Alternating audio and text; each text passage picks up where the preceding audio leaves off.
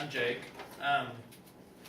Many times your schools will teach you about Hitler, who's obviously a very evil leader, killing about 12 million people, but oftentimes they overlook Stalin, who killed more than twice as many people as Hitler. I've done quite a bit of studying on Stalin myself. I wrote an English research paper over Stalin. I'm going to go ahead and tell you about Stalin's childhood and how he gained his power and what he did with his power. Stalin was a great leader, but unlike Gandhi, he did like to fight and kill people. Stalin had a rough childhood. He grew up in a troubled family. His father was an alcoholic, beat him and his mother. But he was the third child of his mother and his father. The first two children that they had both died at birth, which made Stalin's mother lavish him with attention because she thought he was a miracle baby. So after Stalin was about 11 years old, his father ran out on his family, and he grew up just him and his mother. He had some health issues as a child. He had smallpox at the age of 7, which scarred his face for life. And he also was in a horse-drawn carriage accident, which broke his arm, and whenever his arm was broken, he got an infection that caused it to grow slower than the rest of his body. So he was bullied a lot in school. But he was very successful in school. He, in spite of his injuries, was on the wrestling team, and he often went to rock climbing competitions. But in spite of all that, he began to hang out with the wrong people and was expelled from school for unwillingness to obey his authority.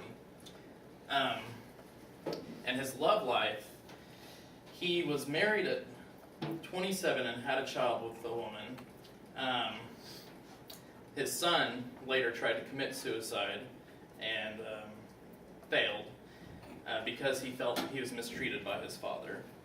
And he divorced his wife and got remarried later, and his wife committed suicide, and then he had a mistress that also committed suicide. So he doesn't have a very good history with love life. But in spite of all his struggles with his childhood, Stalin still wanted to gain power. So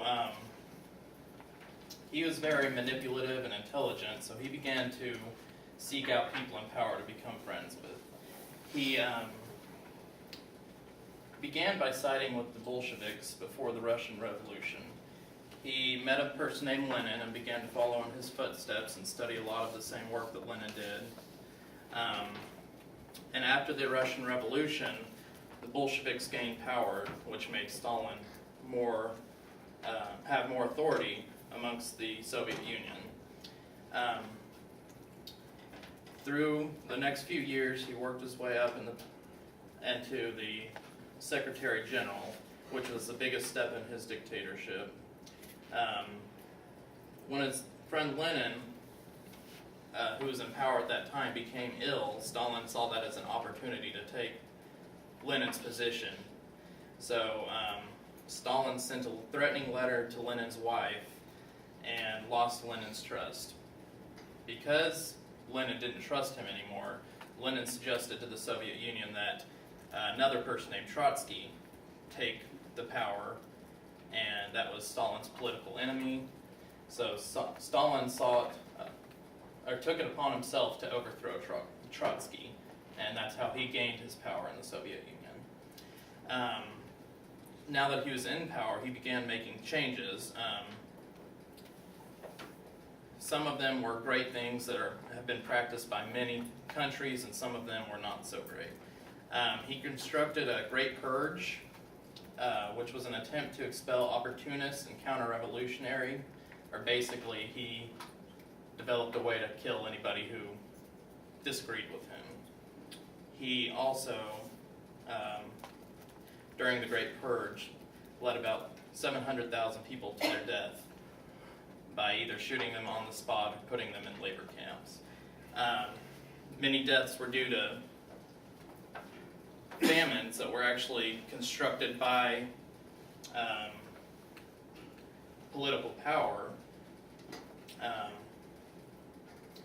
and obviously many of the deaths were caused by war tactics.